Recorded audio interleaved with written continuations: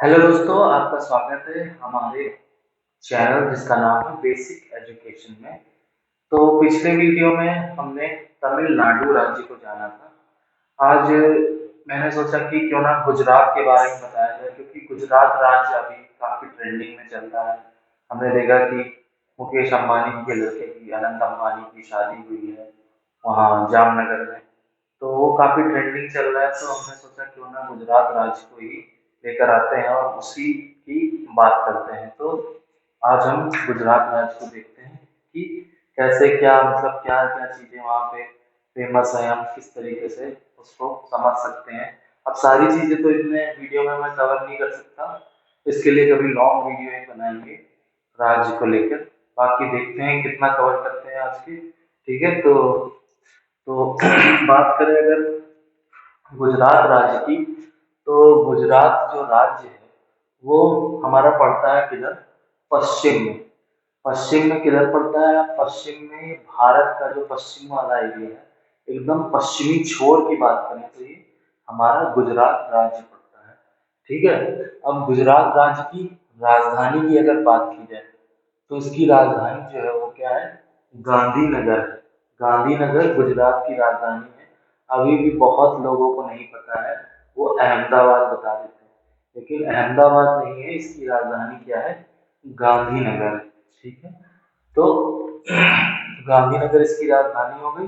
और जो आपने सुना होगा रन ऑफ कच्छ, आपने सुना होगा, वो एरिया भी यहीं पर पड़ता है इस जगह पे। ये आप जो ऊपर का एरिया देख रहे हैं, ये पूरा रन ऑफ कच्छ पड़ता है, जो एक देश से लगा हुआ है। देश कौन सा? वो पाकिस्तान। तो पाकिस्तान से जो इधर लगा हुआ है वो कौन सा, क्या रन ऑफ कच्छ बोलते हैं उसको। और बात करते हैं किस किस राज्यों से लगा हुआ है, तो ये 3 राज्यों से लगा हुआ है। 3 राज्य कौन कौन से हो गए? 3 राज्य हो गए हमारे, राजस्थान, मध्य प्रदेश और महाराष्ट्र। महाराष्ट्र से ये नीचे का पोर्शन, जो आप ये इतना पोर्शन देख रहे हैं, ये इधर महाराष्ट्र से लगा हुआ है नीचे। ये इतना मध्य प्रदेश से, और ऊपर का जो हिस्सा है ये राजस्थान से लगा हुआ है। ठीक है। और आगे बात करते हैं इसके बारे में कि यूनेस्को विश्व धरोहर स्थल। यूनेस्को विश्व धरोहर स्थल क्यों लिखा हुआ है मैंने? क्योंकि जो गुजरात राज्य है इसको घर कहा जाता है। यहाँ पर यूनेस्को विश्व धरोहर स्थल जो हमारे, तो यूनेस्को है ना, वो कुछ धरोहर स्थल डिजाइन करता है, जैसे ताजमहल हो गया, ये सब जितने भी है ना। तो जो गुजरात है यहाँ सबसे ज्यादा है, इनको घर बोलते हैं। तो इन्होंने क्या बोला, यूनेस्को विश्व धरोहर स्थल का ये घर है गुजरात भारत में। फिर ये क्या कह रहा है? हवाई अड्डे। मैंने क्या हवाई अड्डे बोला? अब हवाई अड्डे क्यों लिखा है? क्योंकि हवाई अड्डे सबसे ज्यादा गुजरात में। अगर हम बात करें भारत में सबसे ज्यादा हवाई अड्डे कहाँ हैं, तो वो गुजरात राज्य में है सबसे ज्यादा। अभी आपने देखा वो अनंत अंबानी जी की वेडिंग चल रही है, तो उसमें वो कौन सा जामनगर एयरपोर्ट, वो डिफेंस का एयरपोर्ट था, लेकिन उसको क्या किया, इंटरनेशनल बना दिया। पूरा 10 दिन के लिए वो इंटरनेशनल है, सब प्राइवेट इंटरनेशनल सब वहीं पे डायरेक्ट लैंड कर रहे हैं।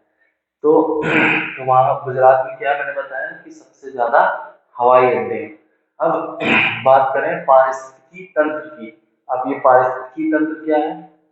मतलब पारिस्थितिकी तंत्र का मतलब है कि इतना, जैसे कि आपका ये है ना, ये आपका जलमंडल, स्थलमंडल, वायुमंडल और जीव मंडल, इसके भी जितने भी जैविक और अजैविक घटक होते हैं ना, उनका जो भी पूरा एक समूह होता है, या क्या बोले, एक पूरा एक जाल टाइप का, इनका एक समूह, उसको क्या बोलते हैं? पारिस्थितिकी तंत्र बोलते हैं। तो पारिस्थितिकी जितना विविध विविध पारिस्थितिकी तंत्र जो सबसे ज्यादा है, वो गुजरात में ही पाया जाता है। सबसे विविध पारिस्थितिकी तंत्र भारत में गुजरात में ही पाया जाता है। ठीक है। अब हम बात करें भावनगर की। अब भावनगर क्यों फेमस है भाई? भावनगर इसलिए फेमस है क्योंकि जब हमारा देश आजाद हुआ था, मतलब स्वतंत्र भारत में, ये सबसे पहली रियासत थी जो ऐड हुई थी।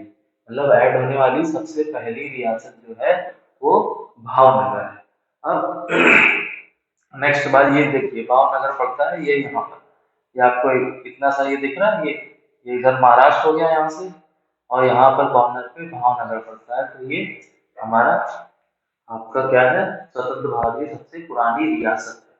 अब बात करें जामनगर, जामनगर कहाँ पड़ता है, जामनगर ये ऊपर पड़ता है यहाँ पर। तो जामनगर जो है, तो यहाँ पर क्या पाया जाता है, ये सोलेरियम। अब आप कहेंगे ये सोलेरियम क्या है, तो देखिए सोलेरियम जो होता है, क्या बोलते हैं सोलेरियम, बेसिकली क्या होता है कि कांच के घर मानते हैं।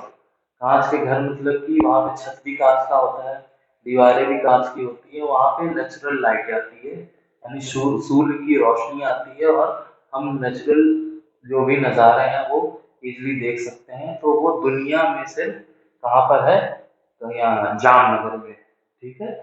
अब बात करते हैं पुरानी कारों की। पुरानी कारें मैंने क्यों लिखा है, पुरानी कारों से मतलब है कि जो वर्ल्ड का सबसे विंटेज कलेक्शन है कारों का, उसका संग्रहालय अहमदाबाद में पाया जाता है, गांधीनगर के पास है अहमदाबाद। तो वर्ल्ड का सोच रहे हैं, दुनिया का जो सबसे विंटेज कारें हैं वो इसी संग्रहालय में है, और दुनिया के लोग इसको देखने आते हैं। अब ये क्या कह रहा है नेक्स्ट, जहाज तोड़ने का यार्ड। अब जहाज तोड़ने का यार्ड भी गुजरात में ही है, मतलब जो बड़े बड़े जहाज होते हैं उनको तोड़ने का काम भी यही किया जाता है। कहाँ पे, भावनगर के पास ही अंगद या ऐसे करके कोई जगह का नाम है छोटा सा, वहां पर जहाज तोड़ने का सबसे बड़ा यार्ड है भारत में। अब एकता की प्रतिमा, अब आप कहेंगे ये एकता की प्रतिमा क्या है, एकता की प्रतिमा का तात्पर्य है statue of unity. Statue of unity जो अभी बना है, और सबसे ऊंची क्या है प्रतिमा है, वो किसकी है, सरदार वल्लभ भाई पटेल की। वो भी कहाँ पर है, ये गुजरात में ही पड़ती है, स्टैच्यू ऑफ यूनिटी। ठीक है। और हम बात करें राष्ट्रीय उद्यान की, तो गिरि राष्ट्रीय उद्यान जो है वो गुजरात का सबसे बड़ा राष्ट्रीय उद्यान है। और साबरमती आश्रम, इसके बारे में तो आपने बहुत दिनों से सुना होगा। साबरमती आश्रम जो है, जिसको गांधी जी का घर भी कहते हैं कहीं ना कहीं, निवास स्थान, तो साबरमती आश्रम भी यहीं पर गुजरात में ही स्थित है। और सोमनाथ मंदिर, ये देखिए सोमनाथ मंदिर यहाँ पड़ता है इस जगह पे, मतलब बिल्कुल अरब सागर से लगा हुआ, इधर पूरा अरब सागर इस तरह। तो ये अरब सागर से लगा हुआ सोमनाथ मंदिर भी यहीं पे है। सोमनाथ मंदिर इसलिए प्रसिद्ध है क्योंकि जो भी भारत में 12 ज्योतिर्लिंग है, तो शिव जी की, उनकी में से एक इसको माना जाता है सोमनाथ को, इसलिए वो भी यहीं पर कहाँ, गुजरात में है। अब बात करते हैं इसकी, सोमनाथ मंदिर हो गया, तट रेखा की।